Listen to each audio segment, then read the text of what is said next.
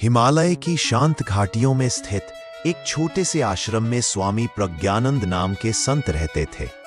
उनके पास दूर दूर से लोग आध्यात्मिक ज्ञान लेने आते थे। उन्हीं दिनों नगर का एक धनी व्यापारी विक्रम भी आश्रम पहुंचा। उसके पास धन, परिवार और मान सम्मान सब था, फिर भी मन बेचैन रहता था। वह भीतर के खालीपन को समझ नहीं पा रहा था।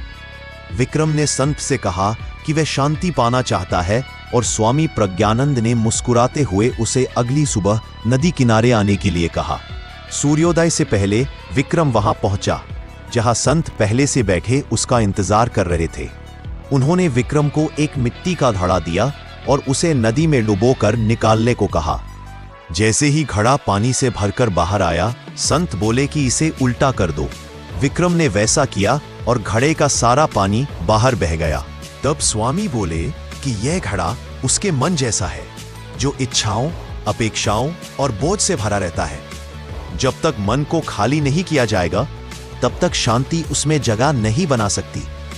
उन्होंने समझाया कि मन से अनावश्यक भार हटेगा तो आत्मा की रोशनी सहज ही भर जाएगी। विक्रम ने पूछा कि मन का बोझ उतारने का तरीका क्या है। संत ने घड़े में हवा भरते हुए बताया कि छोड़ना ही सबसे बड़ी साधना है। इसके बाद संत उसे पास के जंगल में ले गए, जहां एक पुराना पेड़ खड़ा था जिसकी शाखाएं तूफानों में टूट चुकी थीं। स्वामी प्रज्ञानंद ने कहा कि यह पेड़ झुकना जानता था, इसलिए गिरा नहीं। जीवन भी इसी तरह है, जो परिस्थितियों के सामने झुकना सीख लेता है, वही टूटने से बच जाता है। सच्ची शांति मन के संतुलन में बसती है, ना कि बाहरी उपलब्धियों में। विक्रम की आंखें नम हो गईं। अब उसे समझ में आया कि उसका दुख दुनिया से नहीं, बल्कि अपने ही अहंकार और इच्छाओं से पैदा होता था। संत ने अंतिम वचन कहा कि सुख पाने के लिए अनावश्यक इच्छाएं और अहंकार का बोझ छोड़ना जरूरी है। आत्मा की आवाज सुनना ही असली संपत्ति है। समय बीतने पर विक्रम बदल गया। वो पहले जैसा सफल रहा, पर इस बार उसका मन शांत था और जीवन सुंदर हो चुका था।